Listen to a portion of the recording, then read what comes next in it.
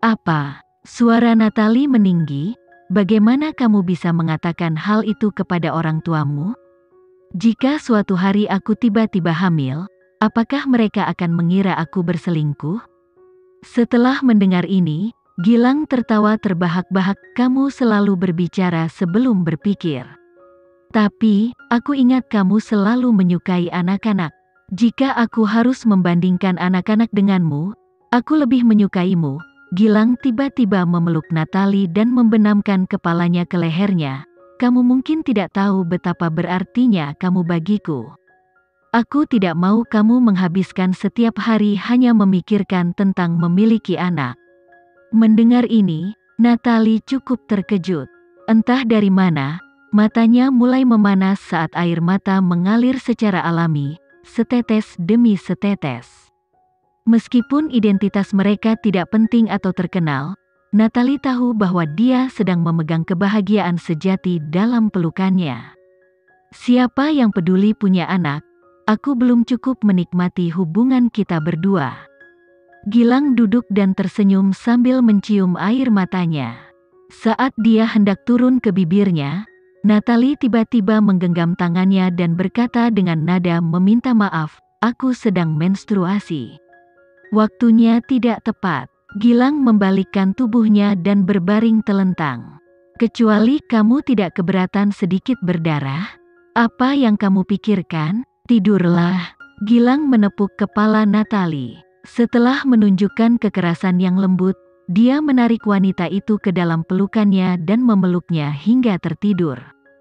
Dia bukan Kenzie, jadi dia tahu bahwa apa yang ingin dia berikan pada Natalie bukanlah penghargaan, kerajaan atau kemuliaan. Yang ingin dia berikan padanya hanyalah rumah yang hangat dan bahagia. Keesokan paginya, setelah insiden clearing suara, penghitungan suara Alexa sekali lagi berhasil menyusul penghitungan suara lainnya. Penggemarnya memang kuat dan setia. Tapi, malam itu, suaranya sekali lagi dihapus.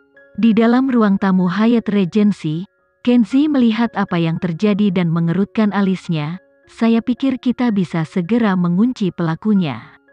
Alexa berbaring di pangkuan Kenzie dan berkata dengan suara lembut, "Kita tidak bisa menghindari ini. Bahkan jika suaraku terus meningkat, itu mungkin masih akan berhasil. Tapi, jangan tahu, kalau ada yang diduga curang sebanyak 3 kali, langsung didiskualifikasi dari suara penonton. Masyarakat tidak akan peduli apakah kamu dijebak atau tidak. Yang mereka tahu adalah, suaramu selalu yang tertinggi, namun tetap dibersihkan. Jadi mereka berkata, lebih baik iblis lo." Hanya sampai titik ini Alexa akhirnya mengerti bahwa jalannya tidak dipenuhi dengan lebih banyak rintangan daripada orang lain. Berada di industri di mana dia berada dan memegang posisi yang dia miliki, bahkan jika itu adalah orang lain, selama mereka menghalangi jalan orang lain, hasilnya akan sama. Memikirkan hal ini, hatinya sedikit tenggelam. Mungkin orang yang mempermainkannya bertekad untuk membuat aktrisnya menang. Tapi, mereka tidak bisa melupakan bahwa Alexa juga bersaing untuk mendapatkan penghargaan yang sama tahun ini. Mereka berpengaruh, tapi itu hanya karena Kenzie biasanya tidak terlibat dalam proses pemungutan suara penghargaan Adipurna. Tapi, kali ini, mereka berdampak pada Alexa. Jika seseorang berani menyentuh istrinya, tidak mungkin dia akan melepaskannya begitu saja. Apalagi dia akan didiskualifikasi dari penerimaan suara penonton setelah 3 kali peringatan. Dia tidak mungkin membiarkan mereka mempengaruhi suaranya. Itu tidak mungkin. Jadi, keesokan paginya, pertunjukan bagus ditampilkan di depan semua orang. Setiap calon diduga melakukan kecurangan. Faktanya, angkanya lebih dramatis dibandingkan 2 kali pertama. Alhasil, penyelenggara tidak hanya menghapus seluruh suara, mereka juga mengubah aturan pemungutan suara. Setiap nomor ID hanya dapat melakukan voting 1 kali, dan voting dari IP yang sama hanya dihitung 1.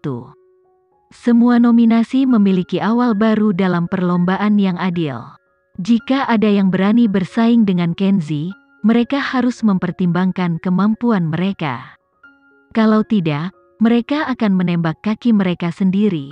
Malam itu, saat pemungutan suara terakhir sedang berlangsung, Alexa menerima panggilan telepon dari kakek Atala. "Kamu tidak punya apapun yang ingin kamu tanyakan pada kakek?" "Aku akan membiarkan langit memutuskannya," jawab Alexa sambil tersenyum. "Saya sudah melakukan semua yang saya bisa dan harus lakukan. Saya tidak menyesal." Itulah semangat keluarga Leonard yang sebenarnya. Kakek Atala awalnya ingin memuji Alexa sedikit lagi, namun ponselnya tiba-tiba diambil dari tangannya oleh Kenzi. "Kakek, ini sudah malam. Alexa mau tidur." "Bajingan, apakah kamu tidak ingin melakukan apapun untuk istrimu? Bukankah seharusnya kamu meminta bantuanku di belakang layar?" "Alexa tidak butuh bantuan," jawab Kenzi dengan percaya diri. "Bagus." Melihat tingkah laku Kenzi yang kekanak-kanakan, Alexa mau tidak mau memperingatkan, "Lain kali jangan perlakukan kakek seperti itu. Aku hanya ingin kamu beristirahat." Ditambah lagi, dia jelas-jelas berusaha mendapatkan pengakuan atas keberadaannya. Jangan biarkan dia melakukan apa yang dia inginkan. Mendengar kata-kata Kenzi, Alexa tidak bisa menahan tawa. Pada akhirnya, dia bersandar pada pelukan Kenzi dan tertidur. Keesokan harinya, di luar gedung Starshine Entertainment, tiba waktunya untuk mengumumkan 5 nominasi terakhir. Dari 10 pendatang baru hanya 5 yang akan dipilih. Tentu saja, dari 5 hanya 1 dari mereka yang pada akhirnya akan menerima penghargaan.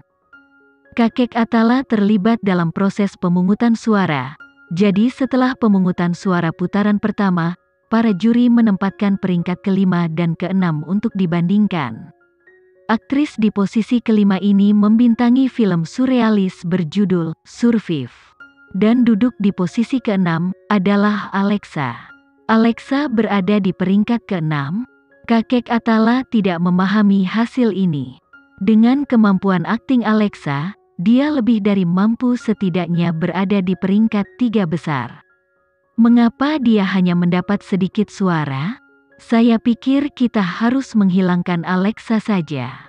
Bagaimanapun, dia relatif baru di antara para pendatang baru, sedangkan tidak ada keraguan bahwa nominasi lainnya memiliki lebih banyak pengalaman, jadi mereka harus memiliki akting yang lebih baik daripada dia.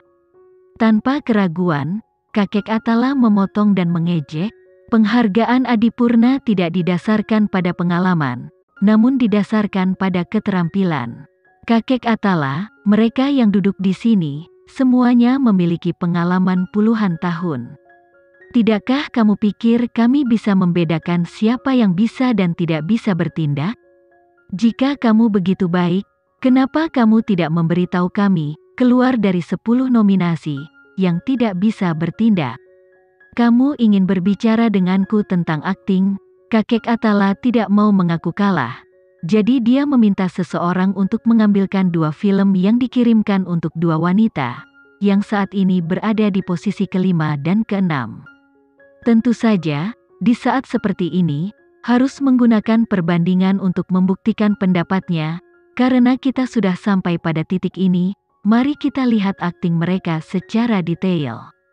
Tidak ada gunanya melihat kapan mereka memasuki industri ini, dan berapa banyak film yang telah mereka produksi, lewati saja itu dan langsung ke kemampuan akting. Setelah berbicara, kakek Atala meminta staf untuk melompat ke klimaks dari kedua film tersebut, dan menyiarkannya di layar di belakang mereka. Pemeran utama wanita, Survive, berperan sebagai insinyur buta. Untuk menonjolkan detail kecil, dia sengaja mengenakan pakaiannya dengan cara yang salah, dan ketika diintimidasi, dia hanya bisa menendang dan meninju ke udara. Dia dengan sempurna menggambarkan sifat menyedihkan dari seorang wanita kecil dan tidak penting. Lalu ada pianis. Penulis wanita yang diperankan oleh Alexa khawatir dia tertular virus, jadi dalam adegan yang mereka tonton, dia sedang memeriksa tubuhnya di kamar mandi. Dari membayangkan dirinya berubah menjadi monster, hingga memastikan bahwa dia tidak terinfeksi dan terlihat lega, keseluruhan penampilannya sangat mulus dan lengkap. Bahkan, hanya dalam waktu 3 menit, ia menampilkan transformasi emosi yang sempurna. Kedua wanita itu sempurna. Sekilas memang sulit menentukan pemenang di antara keduanya.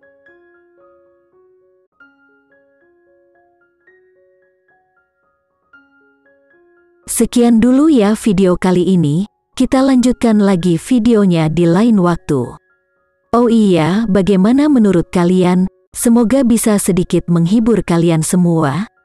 Untuk teman-teman yang baru nonton, jangan lupa subscribe ya, hehehe. Dan kalau teman-teman ada yang ingin gabung langganan, bisa langsung gabung saja untuk dapat fitur yang menarik dan sedikit membantu Mimin.